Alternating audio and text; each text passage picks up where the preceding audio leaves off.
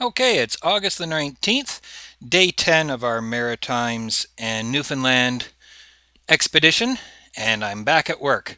I've had 2 days essentially off.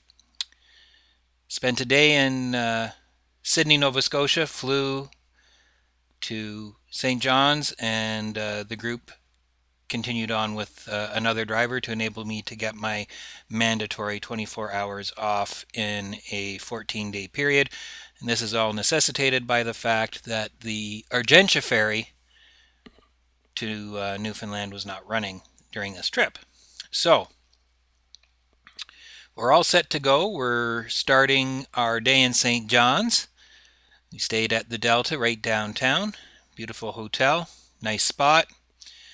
And we're about to head out on a city tour. I will be doing a driving tour video of St. John's for you, but I'm going to give you a little taste today. We actually didn't do a lot today. We had a driving tour first thing, and included all the highlights, including a drive to Cape Speare, the easternmost point of North America. Then we went to Bay Bulls for free time. A group wanted to go up there, or down there rather. It's close by, it's on the ocean, and it's a place where people go to whale watch and to see puffins and other seabirds.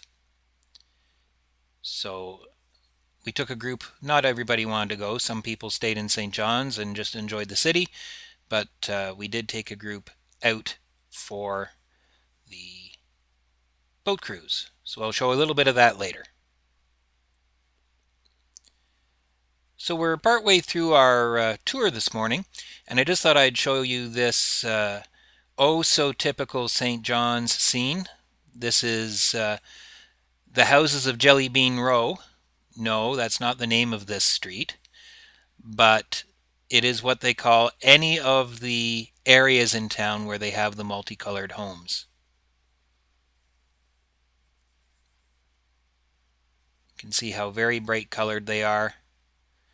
And it is mandatory for the people in these homes to maintain their bright colors.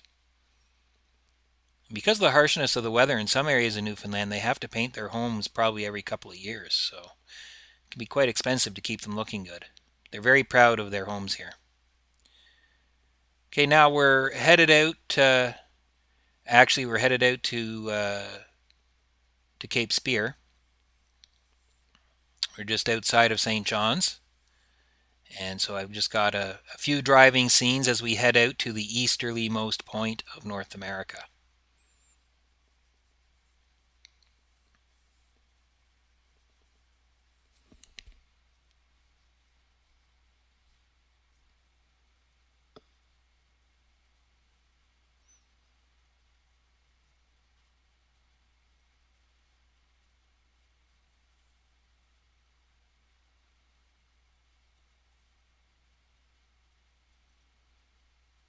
I found Newfoundland between the last time I was here 3 years ago and this time reminds me very much of Northern Ontario. In many areas, the mountains are much bigger, of course, but still very much reminiscent of Northern Ontario. A lot of trees and rocks in the interior, anyways. Around the outside, when you're by the coast, it's much different. Although I suppose parts of Lake Superior's coastline is very similar to Newfoundland's coastline, except of course the water here is salty.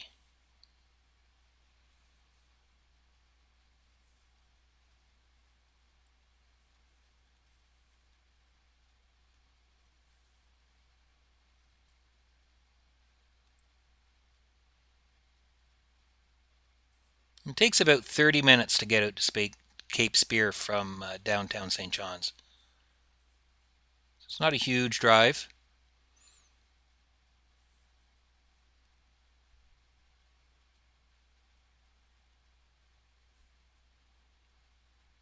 Definitely something that you have to visit when you're in the St. John's area, though.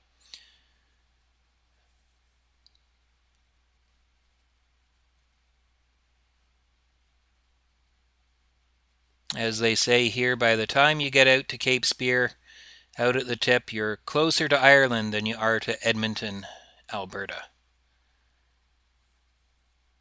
So that's a good illustration of how vast a country Canada is. And there's the Atlantic Ocean.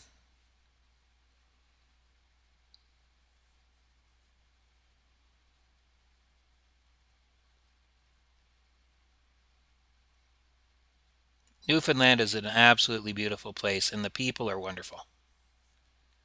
Friendly, helpful, great, great people here.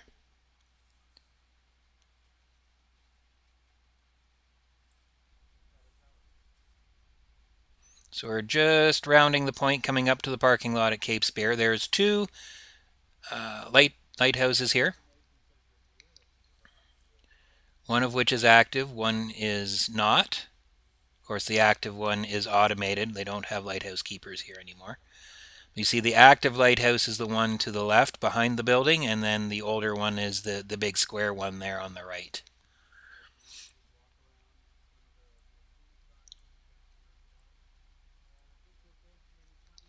This is far east as you can drive.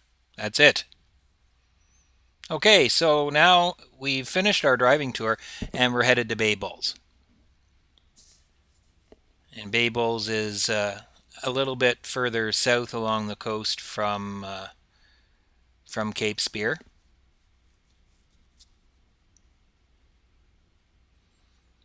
And the boat cruises there all go out into this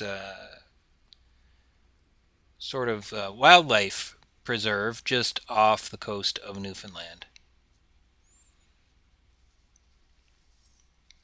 We're a little bit late in the season, unfortunately, to see whales.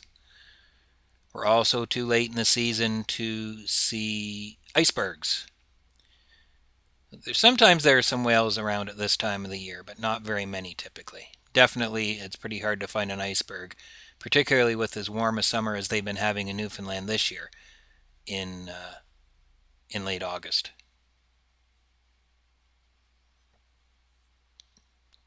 So we just got off Highway 2. That was actually originally, I guess, the Trans-Canada Highway. Now there's a sort of a bypass route on the outskirts of St. John's and Mount Pearl.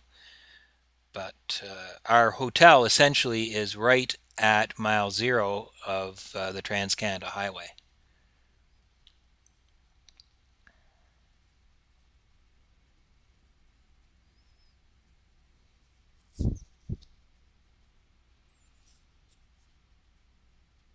Just some nice views as we approach Bay Bulls.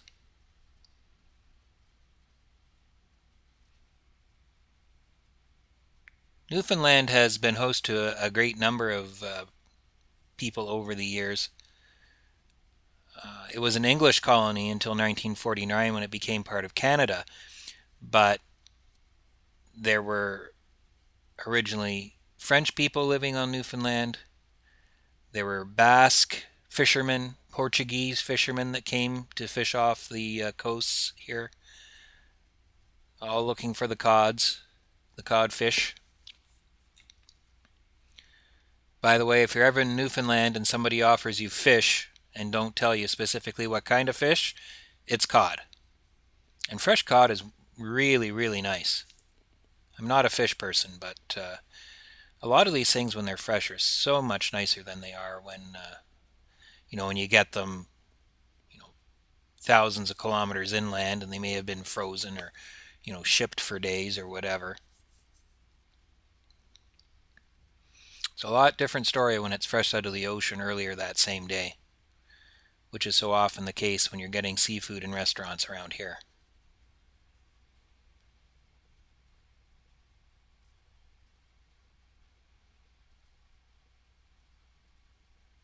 So here we are. This is the town of Bay Bulls. We're just going to drive through.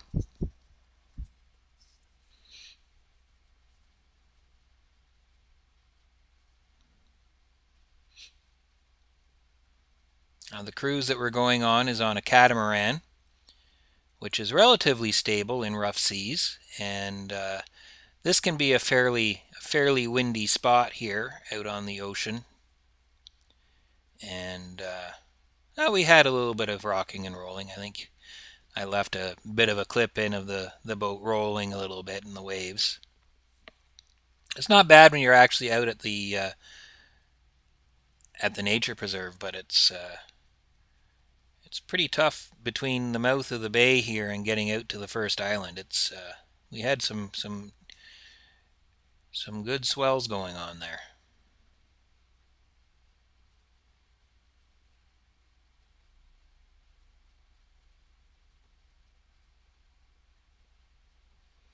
Now, this particular town was settled predominantly by the Irish and the English, and there is a lot of French influence in the area as well.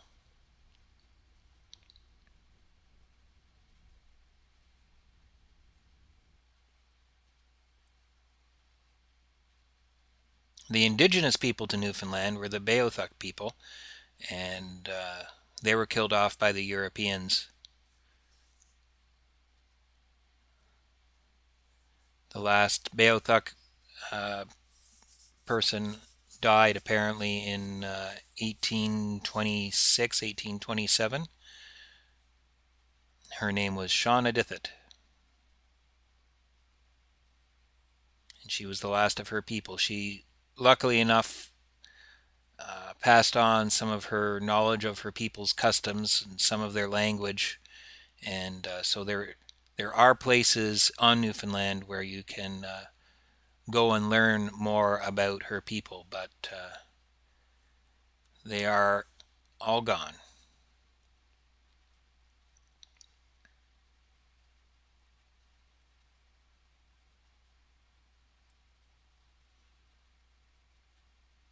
So here we are at our cruise line.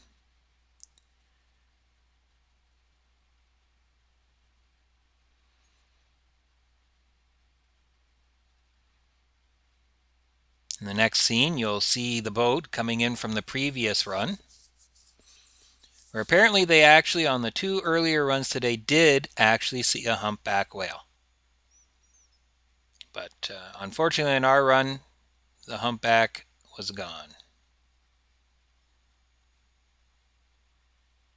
Yeah, see, we're rolling a little bit here. Bouncy, bouncy.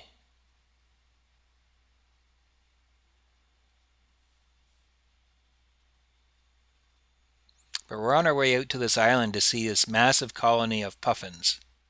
So you're going to see some in the next clip if you look carefully, and they are fishing and bringing fish back to their young, which are in the burrows, which are in the side of the hill, which you'll see shortly in the next clip. You just look in the grassy area, any place where you see the brown dirt, that's where the puffin burrows are, and there will be one puffin young and one puffin adult in each burrow. So that's our day number 10. I hope you've enjoyed this brief look at it, and hope you'll watch the St. John's driving tour when it comes up. Thanks for watching.